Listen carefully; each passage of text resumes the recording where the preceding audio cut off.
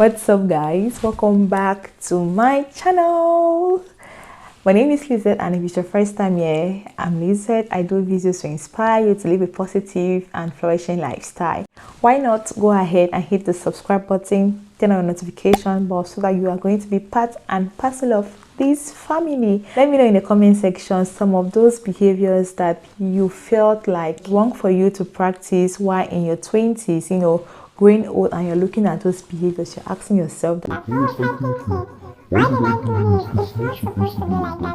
me know in the comment section. So the first behavior we have to unlearn is thinking that you are not good enough. Let me hear you say that. I don't even want to hear you saying that you are not good enough. Why are you having that kind of mindset? Where is that coming from? Where? Everyone is good at something, but most people don't try out enough things. They don't try out a lot of things for them to be able to know what they are actually good at. You have to understand that your 20s is that period where you have to try things, you have to experiment things, you have to explore, and you have to fail. He said that you have to fail. You're going to do things, you're going to fail at the first attempt, the second attempt, the third attempt. What you have to do is keep striving, keep trying till you get it the right way. In that way, you'll be able to identify the things that you can do, to identify your different talents, your different skills. Because you failed at the first attempt or at the second attempt doesn't mean that you are not good enough. Maybe you need to think about your motives for doing that thing. At times, the result might not be visible the way it is supposed to be because we are not putting in a lot of effort. And how can you put in a lot of effort if you are not well motivated, if your motive is not strong enough to give you that power, to give you that force to ginger you? For example, if you're University of Boya and you had the plans of studying accounting, or you have been sent to do agriculture, and agriculture is not your thing, that's not what you have ever wanted to do.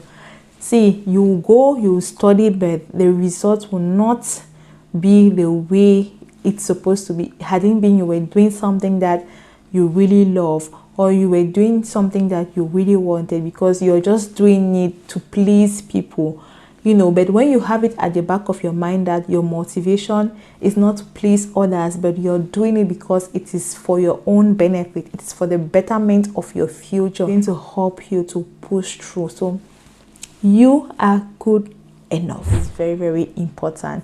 You have to stop judging a book by its cover. Young ladies and gentlemen, we are fond of doing that. We look at people and we already know how they are inside out. You just look at someone because the person is stressed, sad. They're like, this one is hopeless, this one is homeless, this one, I don't think I can be in the same category with this person. He or she doesn't fit into my category. We have to stop judging a book by its cover. Our clothes, the way we dress, our makeup is to a story inside the book called our lives. So no matter what we wear or we don't wear, this covering will be read differently by different people. Let's do this. Think about Lizette. Let me know in the comment section. Let me know what you think about me. 10 different people watching this video. We have 10 different opinions about me. So you don't need to be biased towards people because of their physical appearance, without hearing out their stories, without giving them an opportunity to talk to us, without creating a connection with them. Remember that life circumstances can make us to look old at one point, can make us to look jovial. It can change our mood and going to affect our physical appearances. So don't judge a book by its cover. Give people the opportunity to show you love. Give people the opportunity to help you. Don't look at someone and say that this one, the way he or she is dressed, I don't think this person can be of help to me. Don't do that. In addition to this, we have to unlearn the behavior of mingling only with people of our class with people having the same background as us. Ladies, we are so fond of this. You want to make friends, all the people who know how to slay. One can be approaching you for friendship just because you have looked at the person's physical appearance and the person has drawn the brows in a very funny way, and you look at yourself and you're like, aye, so I have to move with this girl who cannot even draw simple brows. Look at my own, they're on fleeks. No, I'm not going to do that. You cannot fit into my gang members. You cannot fit into my vibe. You cannot fit into my crew. No, don't mingle only with people of your class by underlooking others. You know that some people don't really value certain things. For example, someone can be knowledgeable, who have the wisdom, good educational background, is wealthy, but if you look at that person, the simplicity of that person, you can never know that that is how wealthy that person is. So imagine such a person approaching you to be friends with you, and just because the person is dressed casual, you're like, no, you can't vibe with me. Who is at the losing end? You are at the losing end, because the knowledge the person carries will have helped you maybe to transform your life in one way when you guys are having a meaningful conversation. Just because you look at the person's appearance, you do the plates, I do the cooking, and you Andrew, you're going to play video games. We have to unlearn that. Your gender is not a barrier. I repeat, your gender is not a barrier. Don't think that because you are male or because you are female, you have limitations to do certain things. You have limitations to choose certain career paths.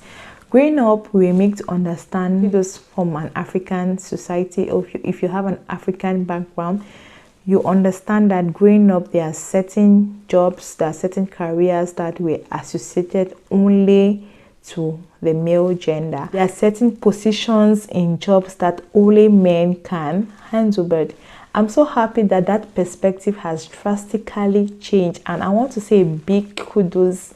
I want to say a big thank you to all the organizations, all those who are at the forefront for women empowerment, empowering young ladies to take careers in engineering, in science. You know, if you're in your 20s and there's any career or any dream job that you wish to do, don't allow your gender to be a barrier in achieving your goal, but it should empower you, because women, we have power in us to do and undo. In addition to this, we have to unlearn the pattern of thinking that some household chores are meant for male or are meant for female. This one is very common in the African societies. Notice that the girl child is always in the kitchen, helping the mom to prepare dinner, to clean the kitchen, to wash the dishes, to wash plates, while the boys are relaxing in the parlor, watching TV or playing video game. They're just waiting for mom to say, hey, chop done. You guys should come and eat. We have to unlearn that. There are certain chores in the house that only the girl is supposed to do it. If the girl is not there, you see dirty plates in the sink. If she goes out and comes back late, the plates will still be there looking at her and waiting for her to wash them. No. As a child, be it male or female, let's see it as our responsibility to assist our parents at home with whatever given tasks they need assistance. If you're at home and your mom is cooking and she needs someone to do something, don't sit there and say that, oh, Esther is not at home, who is going to help her. It's your responsibility to assist her in doing that. Guess what?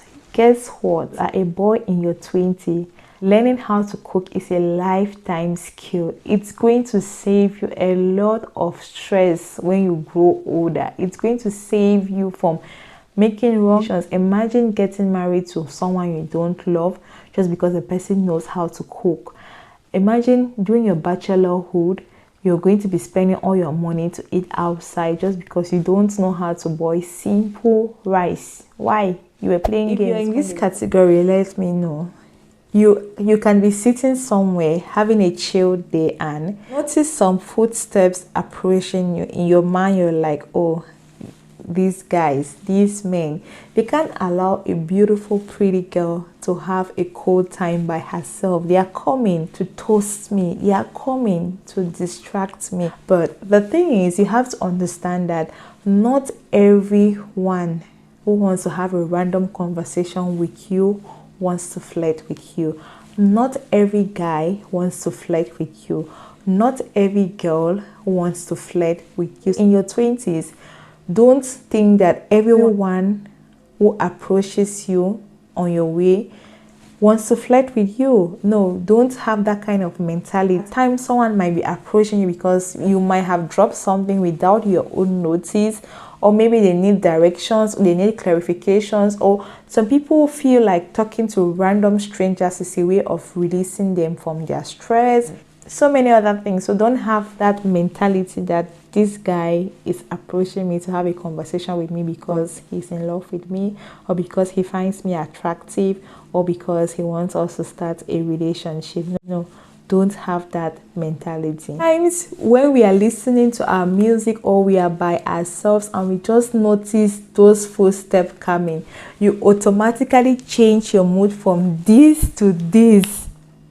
And by having this look, it already sends a signal that, oh my God, you are not welcome here. If you go there, they will just start raining insults on you. Don't be afraid to have random conversations with people, but you have to be extremely careful, able to differentiate between people with good intentions from people with bad intentions. And even when you're having those random conversations, there should be a limit in the things that you guys discuss about, and you have to be mindful of your tone. You have to be mindful of your body language, because if you send out the wrong signals, don't be afraid to have random conversations with people. It's going to help you to have a new perspective, an eye opener, and the stranger can help you, can make you to understand things from a different point of view which you have never thought of. And also it helps you to develop your communication and social skill, and it boosts your self-confidence. Everyone is fat in my family. My mom, my dad, my sisters, my brothers. We are all fat. So I was supposed to be a fat girl. Yes, that's the pattern. You have to cancel that mentality that is the pattern. That's the way things have always been in my family. That's the way things are done in my family. Oh, that is it. My sisters, they left university. They stayed five years at home before they got a job. It happened to my 3 siblings. So that's how it's also going to happen to me. I'm also going to stay at home for 5 years before having a job. No, that is not the pattern. We have what they call generational things that happen generation to generation. It doesn't mean that it has to happen to you also. Because something runs in your family doesn't necessarily mean that it has to run through you. No, there is a particular pattern of behavior or of events that are reoccurrence in your family, and it doesn't look normal for you, or you don't like the way things are being done. It is your call, it is your responsibility to identify those patterns and go to the root cause of it and seek for solutions. For example, if in your family everyone is fat to the extent that they are like obese, and you're growing up and you're thinking like, I am also going to look like, no, that's not how you are also going to look like. Go to the hospital, check your family medical history, meet a dietitian, adopt a healthy lifestyle. Maybe in those days your siblings, they didn't have a healthy lifestyle. That's the reason why it grew so fat up to that extent. It doesn't mean that you are also going to go like, don't be so comfortable with the way of doing things, especially if those things don't help you to grow. Those things don't challenge you to be a better version of yourself. In your 20s, I need to grow widen.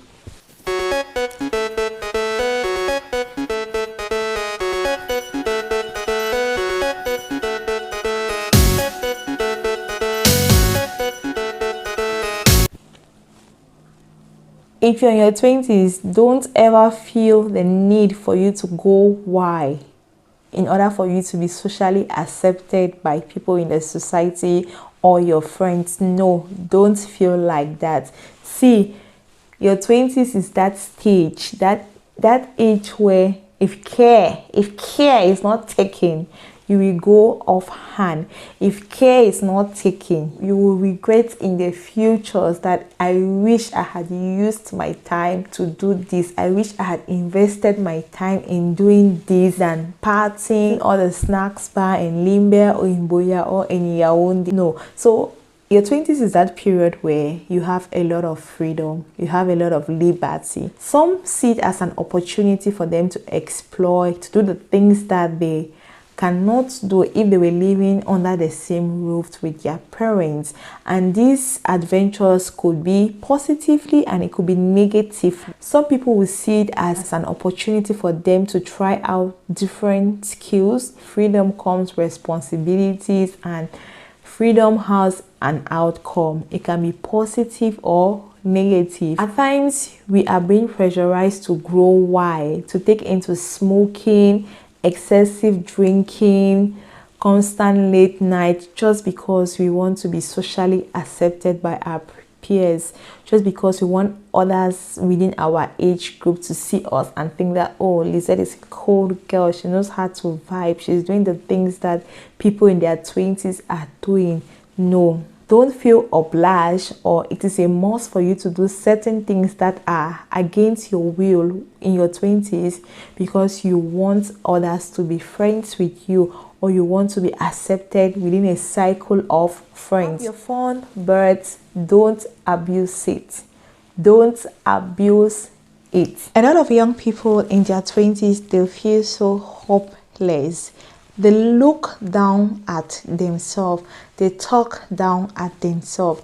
They feel like they can't do anything good. They feel like, in fact, they have lost everything. No, you have to unlearn that behavior of looking down at yourself. You have to unlearn that behavior of you feeling hopeless just because you haven't figured out what you want to do, just because you have not mapped out your life, or just because you had mapped out your life the way you want things to go, and you're 27, you still haven't achieved everything that you wanted to achieve by 27. That doesn't mean that you should feel hopeless.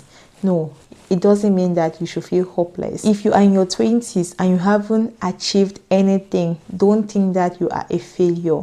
Don't feel hopeless because you see your friends, they are now CEOs, they have had a master's degrees in this and this. You are still there to your bachelor degree, or you are still there struggling to have your bachelor degree. No, don't feel hopeless, and don't think you're a failure because you haven't figured out everything. Don't think you are a failure. It doesn't mean that you are not going to succeed in life. Remember that everyone has his or her own time. There is a time that you are going to shine. There's a time that you are going to grow more than you expected. So just be patient, keep on putting the work, and keep trusting God. So guys, we have come to the end of this video. Let me know your thoughts in the comment section. If you have any video idea for me, let me know your thoughts. This series in your 20s is going to be lit. Me, I have good stuff for you guys. Just do me a favor, watch the videos and don't skip the ads. I'll see you guys in my next video. Bye.